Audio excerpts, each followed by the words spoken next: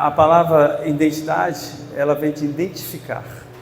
É a mesma fonética, é a mesma razão, a mesma origem, né? Eu me identifico com essa igreja, pastor. Eu me identifico com o pastor Gleiner. Eu me identifico com os pastores aqui. Eu me identifico com essa visão. Existem muitas pessoas que estão dentro da igreja, mas que não se identificam com a igreja.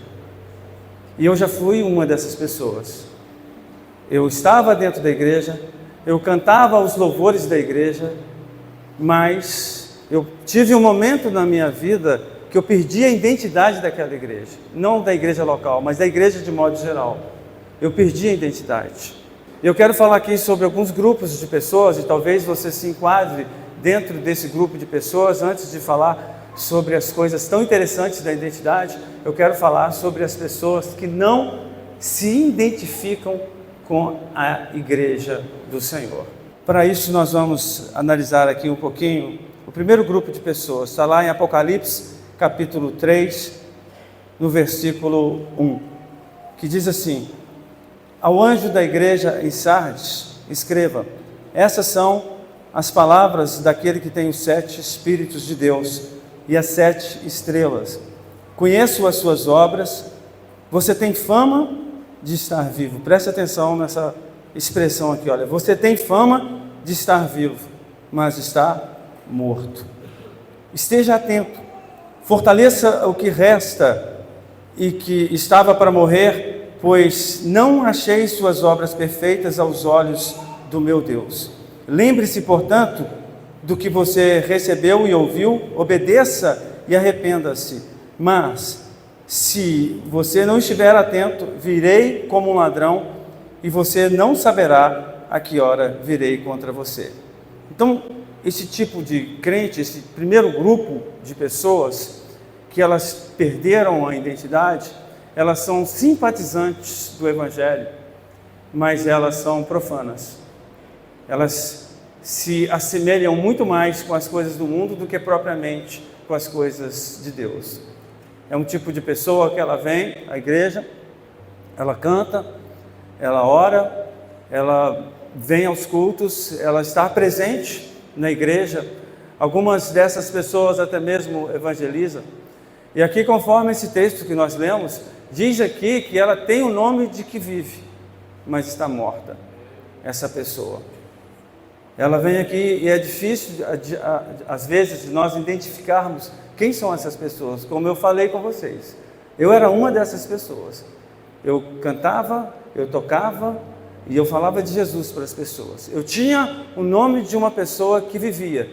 E quem olhasse para mim falava que eu era pleno, mas eu era morto. E muito provavelmente eu não teria a salvação nesses momentos difíceis da minha vida que eu passei. Então, é importante que você se identifique com a igreja. É importante que você não seja apenas um religioso, um hipócrita, mas que você efetivamente venha, mas não somente com o seu corpo, não somente com a sua mente intelectual, mas que você possa vir com o seu coração. E o que é vir com o coração? Vir com o coração é vir com emoção, é vir com pegada, é vir com garra, é vir com alegria. Eu não posso carregar agora 100 quilos nos meus pés para ir para a igreja. Não, a igreja tem que ser um momento leve, um momento de alegria. Eu tenho que esperar com expectativa o momento de ir à casa do Senhor. Eu tenho que ter essa alegria de orar. Orar para mim não pode ser um fardo. Orar para mim não pode ser um peso.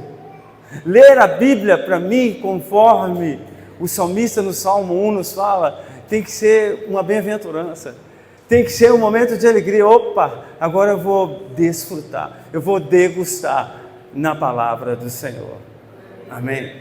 Então aqui a gente percebe essa igreja lá no livro de Apocalipse, a igreja de Sardes, salvo engano, ela nos afirma que existe um tipo de crente que tem nome de que vive, mas está morto. Ele escuta, ele ouve, mas essa palavra não penetra dentro do coração. E aqui diz o texto que ele não obedece e não se arrepende. Por quê? porque a identidade dele não está aqui. Aqui é um momento que ele passa, mas o momento que ele tem prazer é o momento que ele está assistindo o jogo. O momento que ele tem prazer é o momento que ele está na internet. O momento que ele tem prazer é quando ele está lá fora, não quando ele está aqui dentro. Se esse é o seu caso, a palavra do Senhor nos fala: arrepende-se, porque Deus, ele pode vir, né? E a Bíblia nos fala que a vinda dele vai ser como um piscar de olhos. Então, tem um segundo tipo de pessoas que está no livro de Apocalipse também, é crente também, é crente sem identidade, que está lá no livro de Apocalipse, no capítulo 3, versículo 15. Conheço as suas obras, sei que você não é frio nem quente. Melhor seria que você fosse frio ou quente. Assim, porque você é morno, nem frio nem quente, estou a ponto de vomitá-lo da minha boca. Você diz: estou rico, adquiri riquezas e não preciso de nada. Não reconhece, porém, que é miserável, digno de compaixão, pobre, cego e que está nu. Dou-lhe este conselho: compre de mim ouro refinado no fogo e você se tornará rico. Compre roupas brancas e vista-se para cobrir a sua vergonha, a sua vergonhosa nudez, e compre colírio para ungir os seus olhos e poder enxergar. Então, quando a gente fala do primeiro grupo de pessoas, que são pessoas simpatizantes do Evangelho, elas vêm à igreja, aqui a gente percebe um tipo de pessoa que ele se acha o Todo-Poderoso. Ele usa da igreja como um gaio, né? ou como uma ponte para adquirir prosperidade e para adquirir coisas que são seculares, que são peculiares dessa vida. Ele não se sente bem. Se você chamar esse tipo de pessoa para ir para uma vigília, por exemplo, ele não vai. Se você for chamar essa pessoa para fazer algum tipo de louvor espontâneo, ela não vai. Ou se vai, ela fica extremamente constrangida. Então, é um tipo de pessoa que se sente rica. Por quê? Porque ela cogita das coisas deste presente século. Ela cogita das coisas deste mundo. E se há alguma pregação interessante para ela, são pregações que cogitam de provisão, de prosperidade e de coisas terrenas. Esse tipo de crente, ele não se identifica com a igreja. Ele participa da igreja, ao contrário do outro, que em alguns momentos tem alguma fluidez, em alguns momentos o outro tipo de pessoa, que é o simpatizante, ele tenta buscar, mas ele é fraco. Esse aqui não. Esse aqui se orgulha da sua riqueza. E aqui o Senhor Jesus, ele fala para essas pessoas, e se porventura tiver uma pessoa aqui, que diz: eu sou próspero, eu sou muito próspero, o Senhor te aconselha: busque dele um ouro refinado, busque a riqueza espiritual, porque a palavra me diz que esse tipo de pessoa é pobre, miserável, cego e nu, e precisa e carece da misericórdia de Deus. Eu creio que muitas pessoas, querido, entenda isso que eu vou falar com você, no dia do arrebatamento, igrejas cheias, no dia antes do arrebatamento, cheias, e muitas dessas igrejas continuarão cheias. Outro dia eu estava olhando um testemunho de um irmão, e ele foi arrebatado até o dia do arrebatamento, entende isso? Ele foi transladado para o futuro no dia do arrebatamento, e ele foi a uma igreja que tinha 200 pessoas, pastor, e nessa igreja de 200 pessoas, 6 pessoas foram arrebatadas. 194 pessoas que se intitulavam cristãs ficaram para a grande tribulação. A pergunta que eu faço é: se Jesus vier hoje, será que eu estaria preparado? Será que você estaria preparado? Então, querido, nós não podemos ter a mente cauterizada. Tem um grupo de pessoas que elas não têm a identidade da igreja do Senhor. Tem um grupo de pessoas que são simpatizantes e outro grupo de pessoas que têm a mente cauterizada, ou seja, elas não se sensibilizam mais. Não existe aquilo que nós chamamos de convencimento do Espírito Santo, que convence o homem do pecado, da justiça e do juízo. O Espírito Santo, ele não convence mais essa pessoa. Por quê? Porque essa pessoa, ela não tem ouvidos para o Espírito Santo. Ela está com a mente cauterizada. Amém? Então, é importante que a gente entenda isso. Mateus capítulo 6, versículo 33, nos fala o seguinte: busquem, pois, em primeiro lugar o reino de Deus e a sua justiça, e todas essas coisas lhe serão acrescentadas. Eu prego isso, querido. Eu prego o reino e a sua justiça. E isso que esses cristãos, né, que se intitulam ricos, abastados, milionários, eles têm, na verdade, eles estão fora do contexto bíblico se eles colocarem essas riquezas em primeiro plano da vida deles. Por quê? O que o Senhor nos orienta? O Senhor nos orienta que as coisas deste presente século são coisas, e nós devemos buscar o reino em primeiro lugar. É isso que a Bíblia nos fala. Então a nossa identidade, a nossa afinidade, o nosso prazer, ele não tem que estar lá. O nosso prazer tem que estar aqui. É isso que a palavra de Deus nos fala. 1 Timóteo capítulo 4, versículo 1 nos afirma: o Espírito diz claramente que nos últimos tempos, que são os tempos que nós estamos vivendo hoje, alguns abandonarão a fé e seguirão espíritos enganadores e doutrinas de demônios. Tais ensinamentos vêm dos homens hipócritas, mentirosos, que têm a consciência cauterizada. Você sabe que uma parte do corpo cauterizada, ela é insensível. Se meu dedo, por exemplo, estiver cauterizado, ele é insensível, ele não sente dor.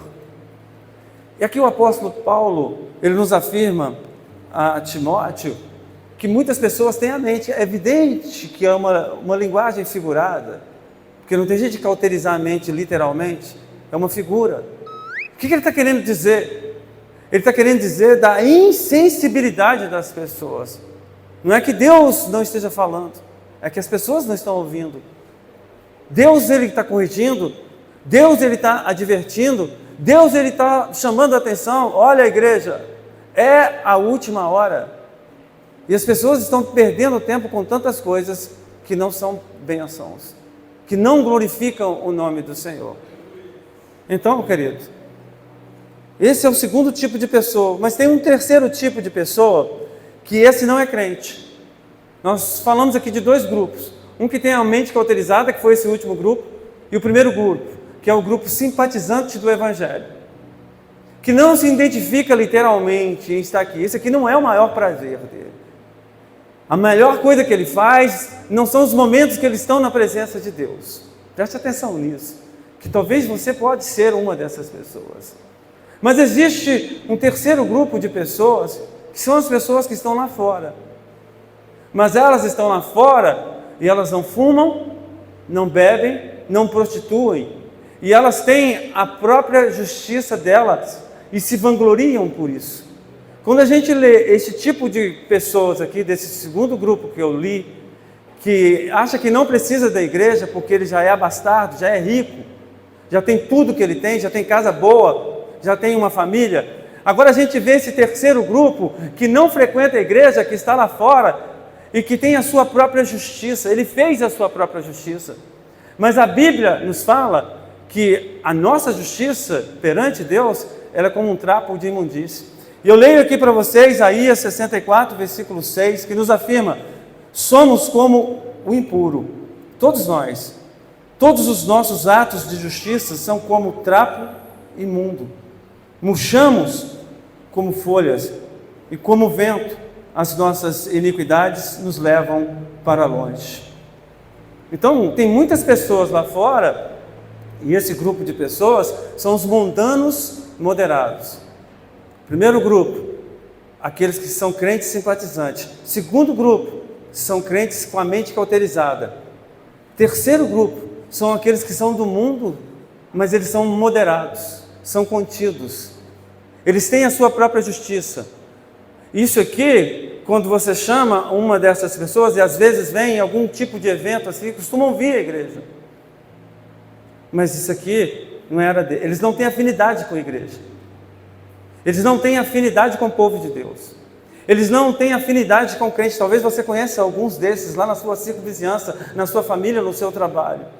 Eles não têm afinidade com as pessoas, com o Evangelho, com as pessoas que falam do Evangelho, com o Evangelho em si, com a palavra. Eles não gostam de músicas evangélicas. Eles não gostam da Bíblia. Por quê? Porque eles estão pautados dentro da sua própria justiça. Então, a identidade deles é o mundo. Agora, eu quero dizer, se porventura, se por acaso tem algumas dessas pessoas aqui, eu quero te dizer que a maior justiça que nós podemos ter, por melhor que você seja, é o sangue do Senhor Jesus. Por quê? Porque você pode não beber, você pode ser uma pessoa caridosa, que faça muitas obras, você pode ser uma pessoa boa, você tem princípios, muitos princípios, não só cristãos que têm princípios, muitas pessoas que são do mundo têm princípios, mas isso não vale nada, conforme o profeta Isaías falou, isso é um trapo de imundície. Por que é um trapo de imundície? Porque toda a sua bondade aqui na terra, ela vai ficar aqui na terra. A única coisa que pode nos justificar é o sangue de Jesus. Sabe por quê? Eu tenho uma novidade para você. Existe vida depois da vida. Existe vida depois da morte. Existe a vida eterna. E só quem passa os umbrais da glória celeste é quem tem as suas vestes salpicadas pelo sangue do Cordeiro. Essa é a verdadeira justiça. Esse é o terceiro grupo de pessoas. São os mundanos moderados. Existe um quarto e último grupo de pessoas. Eles são totalmente avessos a tudo que é cristão. Eles não têm princípios. Eles estão no mundo, mas eles gostam do inferno. Eles gostam das coisas profanas. Eles gostam daquilo que é de Satanás, literalmente. Eles não têm nenhum tipo de afinidade com aquilo que é de Deus. Mas até essas pessoas Deus ama. E se por acaso também tem algum tipo de pessoas assim, Deus, Ele ama você. Se por acaso alguma pessoa que está assistindo esse vídeo na internet, Deus ama você. Deus ama você. Deus ama você. E é isso que nós precisamos entender. Mesmo as pessoas que não têm identidade, mesmo as pessoas que não têm afinidade com a igreja do Senhor, com a palavra de Deus e com o próprio Deus, Deus ama elas, Deus pode salvar elas. Mas existe uma outra variação da palavra identidade. Ela é a personalidade. Quando a gente fala assim, olha, essa pessoa ela tem identidade, essa pessoa tem personalidade, ela não vende a alma dela. É uma pessoa que o mundo inteiro pode dizer não, mas ela tem convicção, ela tem identidade, ela tem a marca de Cristo na vida dela. Ela pode trabalhar com 99 pessoas e ela é a 100ª pessoa e a única que é crente no trabalho dela, mas ela não se vende, ela não se dobra, ela tem a identidade, a personalidade dela. Olha, hoje eu estou impressionado, sabe? Com tantas pessoas que se intitulam cristãs, mas que se venderam ao sistema desse presente século. São pessoas que você acompanha nas redes sociais, cristãos, não estou falando de pessoas do mundo.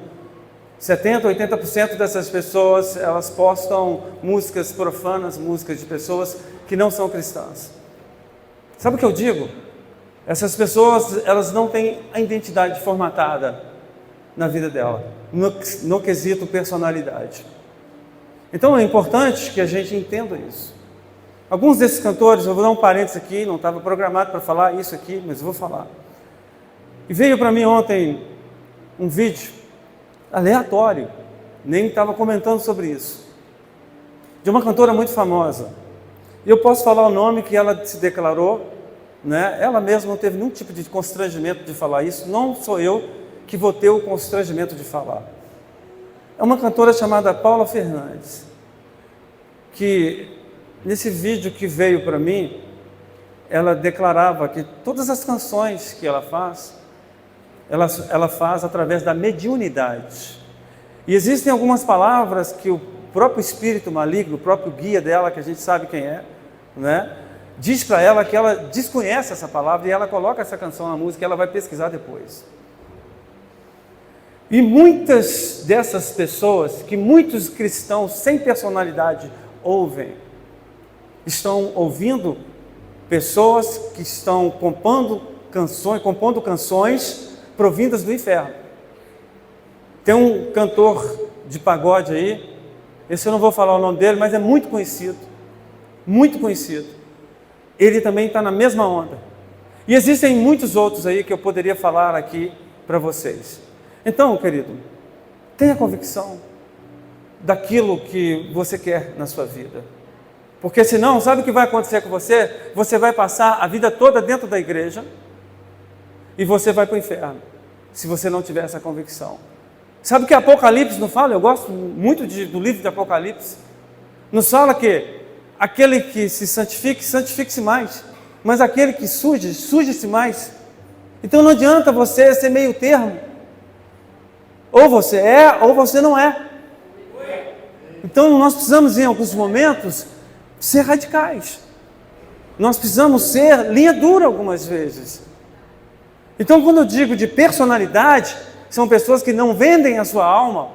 Eu cito aqui uma dessas pessoas, por exemplo, Josué e Caleb, que eles tinham uma árdua missão dada pelo seu líder Moisés, de ir até a terra prometida com mais 10 homens, e ali eles haveriam de trazer todas as informações para a nação de Israel, que estava lá acampado no meio do deserto.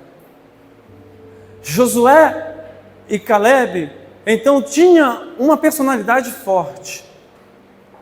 Os demais que estavam ali, os 10 que estavam ali, eles simplesmente entenderam que o Deus que simplesmente desbaratou a maior potência bélica, política de todos os tempos naquela época, que era o Egito, esse Deus que abriu o Mar Vermelho, que sustentou eles ali com o maná, que tinha uma nuvem de glória, enfim, esse Deus, segundo o conceito daqueles 10 espias, ele não poderia ser maior do que aqueles que habitavam na terra de Canaã. E eles então começaram o discurso ali naquela montanha, e eles então, aqueles 10 espias, começaram a falar assim: olha, eu quero falar com vocês, povo de Israel, que nós fomos ali visitar aquela terra. De fato, essa terra é uma terra que mana o leite e o mel, onde tem as romãs são grandes, as uvas são grandes, são tudo muito grande, mas os inimigos são grandes também. Somos anões perto deles. E eles começaram a falar isso. E você trazer palavras negativas para pessoas fracas, para pessoas que não têm personalidade, elas caem, elas se vendem, elas se enfraquecem. E sabe o que aconteceu? Toda aquela multidão, cerca de 2 milhões de pessoas, concordaram com ele. E diz a Bíblia, no livro de Números, que toda aquela multidão ficou inflamada com a palavra daqueles 10 espias. Mas a mesma palavra, ela nos afirma que Josué e Caleb, muito embora aquele povo, uma multidão, não estou te falando de 200, de 300, de 1.000, de 2.000 pessoas, eu estou falando de 2 milhões de pessoas. Sabe o que é isso? Sabe o que é você ter personalidade? É você encarar 2 milhões de pessoas e falar assim: calem-se! Calem-se! O nosso Deus é maior. O nosso Deus pode nos dar aquela terra prometida. Só que as pessoas já tinham vendido a sua alma. Eles não conseguiam acreditar que Deus poderia dar para eles a terra, porque não tinha identidade de um servo de Deus. de uma pessoa que se intitula, de fato, pelas vias reais de que serve a Deus. Então, servir a Deus não é simplesmente num conforto de um culto como esse, que você recebe o louvor abençoado, que você tem um ar-condicionado, que você tem ventiladores, que você está sentado. Não, querido. Servir a Deus é no confronto do dia a dia. É quando você encontra com um ateu, é quando você encontra com pessoas ali que querem te desequilibrar. Pessoas que querem te falar, olha, você não deve frequentar essa igreja, você não deve servir esse Deus, e você ter a identidade, e mesmo assim você seguir firme ao Senhor, querido. A palavra de Deus nos fala que as duas únicas pessoas de uma geração inteira que entrou dentro da terra prometida foi Josué e Caleb. Sabe o que é isso? Quem vai entrar na terra que Deus tem nos prometido, na glória celestial? Sabe quem vai entrar? Somente quem tem identidade. Somente quem não vende a sua alma. Somente quem não vende a sua alma. Então eu quero te dizer, querido, que vale a pena. Teve um homem, jovem, 17 anos, bonito, musculoso, cheio de Deus. De repente, recebeu uma palavra, um sonho profético. Uma glória de Deus invadiu a sua casa. E ele recebeu uma revelação que os irmãos dele, os pais, haveriam de se inclinar diante dele, e ele ficou todo eufórico, e foi dar notícia para os irmãos. Quando ele foi dar notícia para os irmãos, aconteceu que os irmãos invejosos lançaram-o ali numa cisterna. E você sabe o que é cisterna?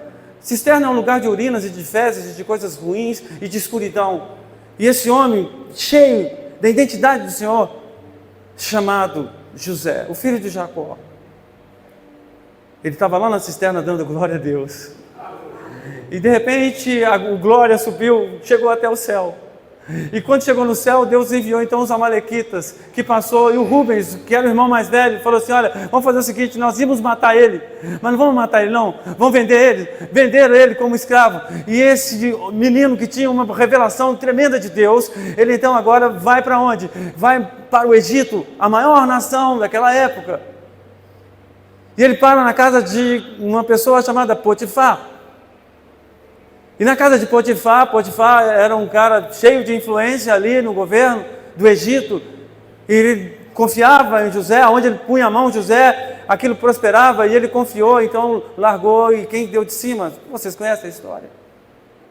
A mulher, uma pessoa sem identidade, começava a fazer as contas. Olha, eu tenho uma promessa. E esse caminho aqui é um caminho mais curto. Eu vou conquistar essa mulher, vou ceder essa mulher, ela vai me indicar o marido dela, e eu rapidamente estou lá no Palácio Real. Então, o que ele fez? Fez isso? Não.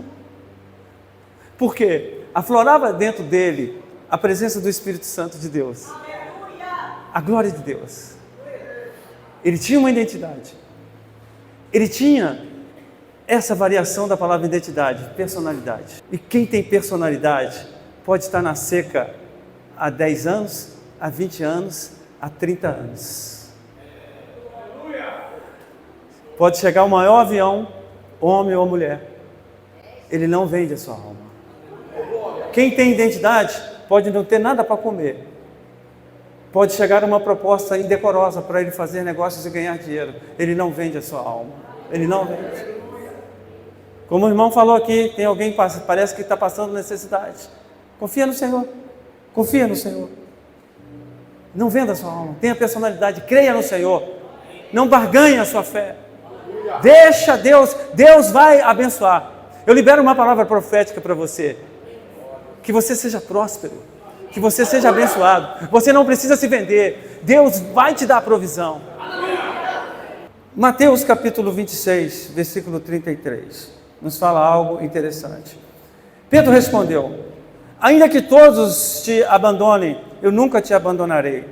Respondeu Jesus: asseguro-lhe que ainda esta noite, antes que o galo cante, 3 vezes você me negará.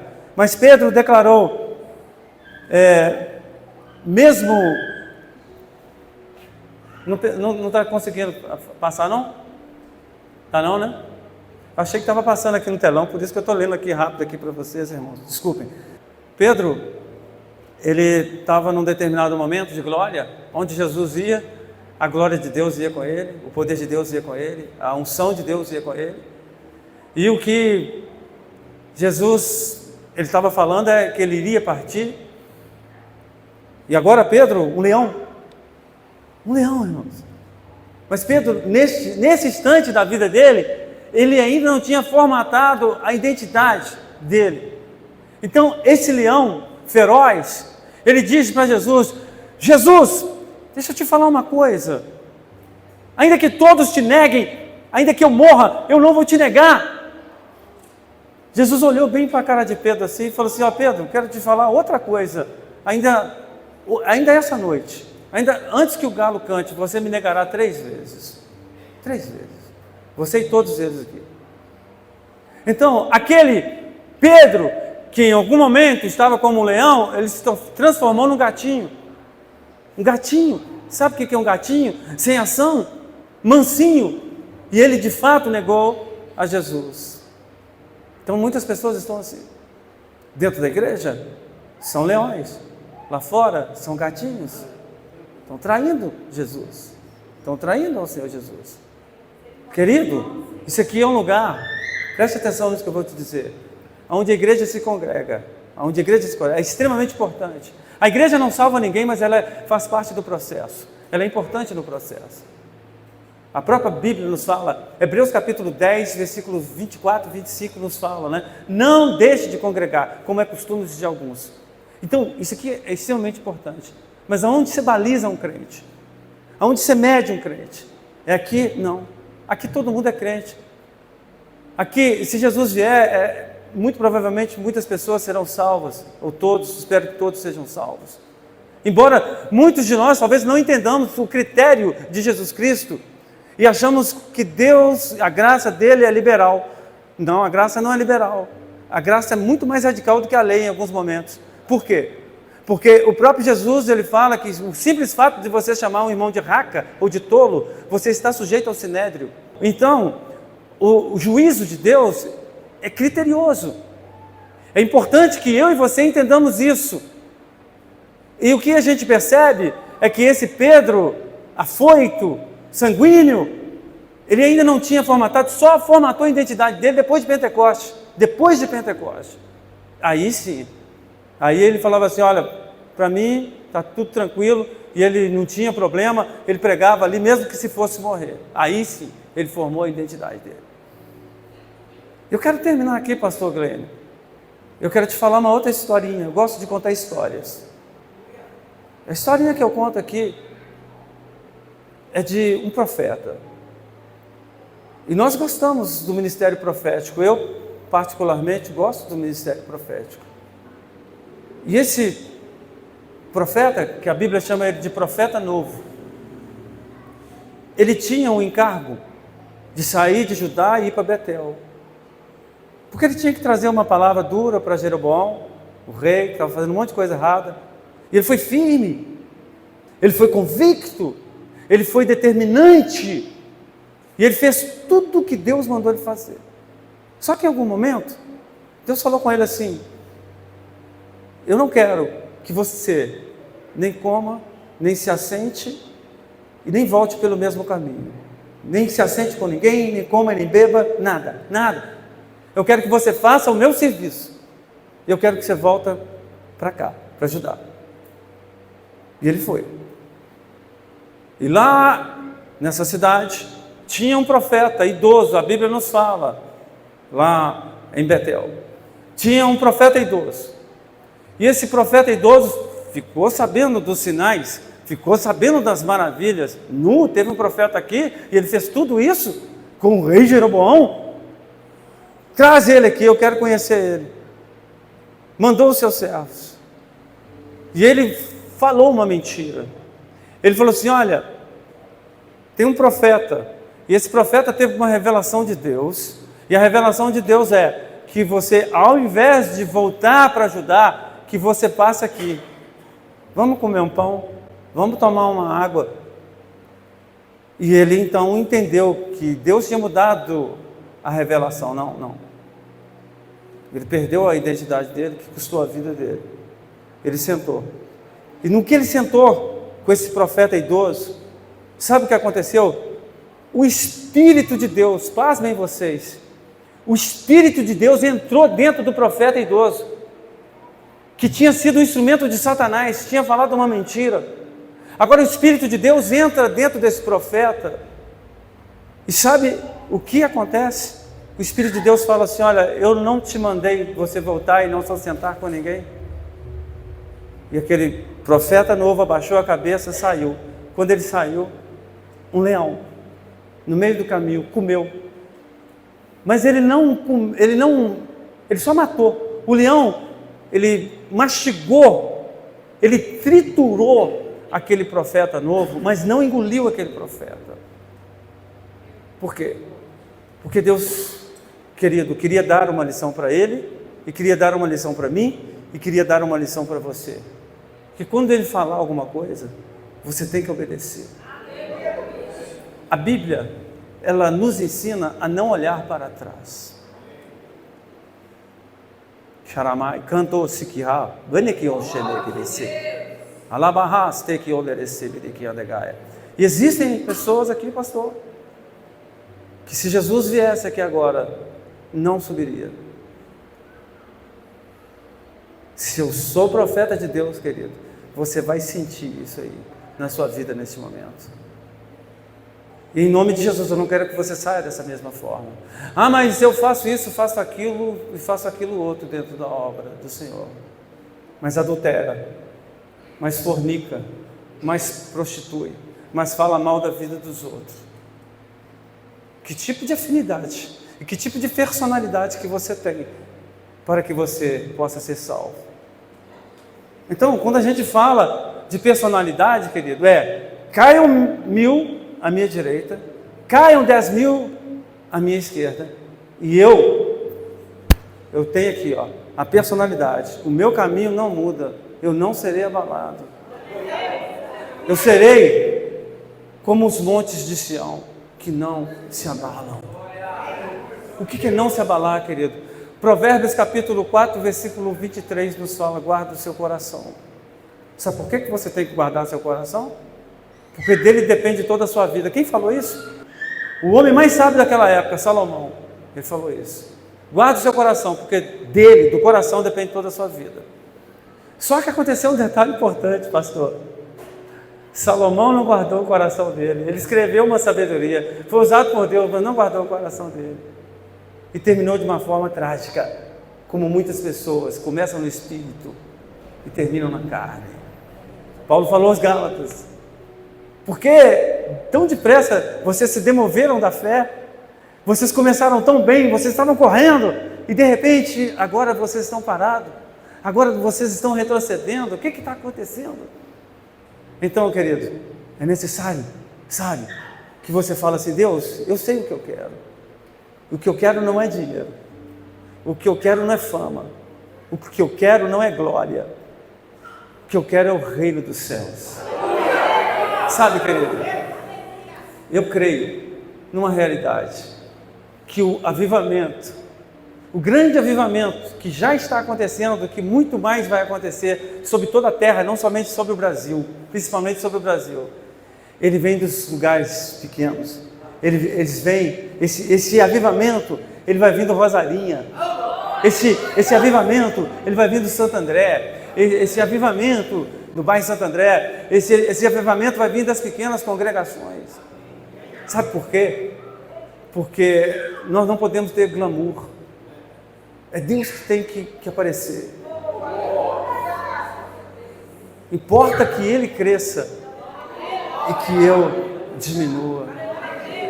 É isso, a identidade, sabe? Os lugares que a gente vai, a gente precisa levar a nossa carteira de identidade, mas vai ter uma blitz, e essa blitz, ela vai determinar, não se você passou lá no trânsito, no Detran, não, ela vai determinar se você é salvo ou não. Aí você vai apresentar essa identidade. Se você não tiver com a sua identidade em dia, sabe o que vai acontecer? Você vai eternamente para o fogo. Eternamente para o fogo eterno, querido. Eu não quero que você faça isso. Eu não quero que você passe por esse constrangimento eterno. num lugar onde o fogo nunca apaga, onde o bicho nunca morre, onde há sofrimento eterno. Então vale a pena você ficar firme com Jesus. Amém?